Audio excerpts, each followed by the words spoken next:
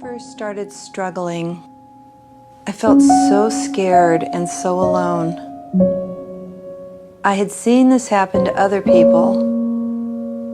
The memories and the person slowly disappear. I just didn't want to lose her.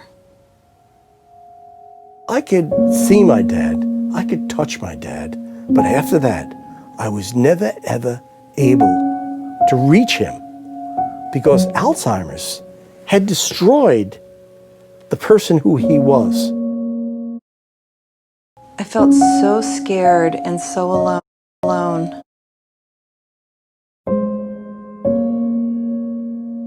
When Mom first started struggling, I felt so scared and so alone. I had seen this happen to other people. The memories and the person slowly disappear. I just didn't want to lose her.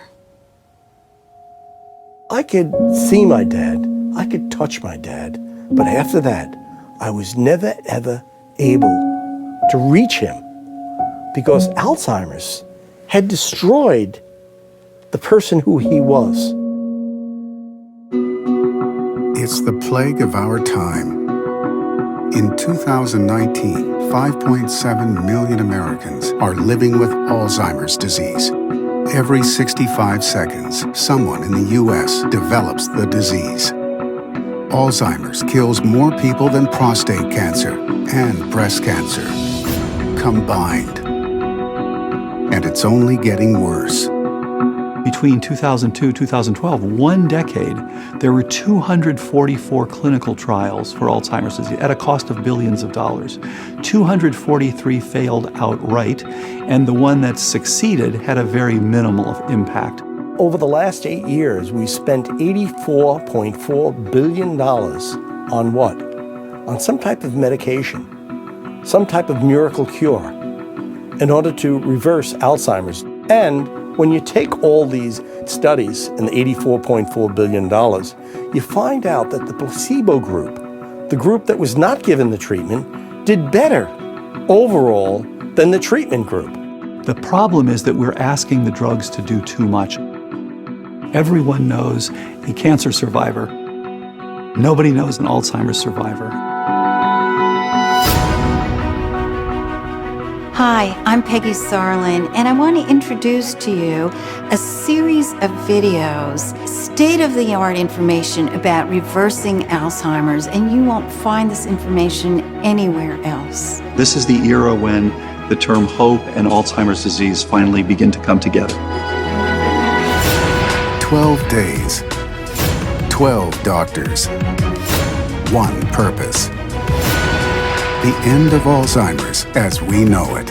Join us on an epic journey across America as we talk to the doctors on the front lines of Alzheimer's and dementia to reveal the awakening of a new era. Conventional medicine says that Alzheimer's is uncurable and essentially untreatable, but that is about to change. It's one thing when you have something that you can't do anything about. But when you have something where there are effective treatments, and many of which you're talking about in your series. As we think about aging, I think most of us just dread the concept of losing our cognitive abilities. It's so frightening. So we have really good news to talk about here because it is substantially preventable. We've been at this for 27 years looking for what are the underlying mechanisms that actually cause the degeneration in Alzheimer's disease. And at this point, we're seeing that this literally is the dawn of the era of treatable Alzheimer's disease. This isn't just theoretical science. This is real. These doctors are seeing patients and they're seeing results. We looked at each other and we said, our life has improved for the better. I mean, we couldn't believe it. If you can do a tune-up of the brain and improve brain function by 5%, 10%, that can be the difference between not recognizing your kids versus being able to drive. We're hearing these sorts of stories again and again and again. He started coming out in the morning, bouncing down the hall and stuff, sluggish. His personality came back, his sense of humor came back. He told me it was like the light switch came on in his head. He said, I've allowed myself to think about the future once again. I had stopped thinking about a future with my grandchildren, and I've allowed myself to do that once again. Now think about a future where 8 times in 10 those diseases go away. We could give our kids that future. So please join us for our series on reversing Alzheimer's, and we cannot wait to share it with you. Join us for the free event that is about to change everything. Enter your name and email address to register now. Awakening from Alzheimer's. The awakening begins.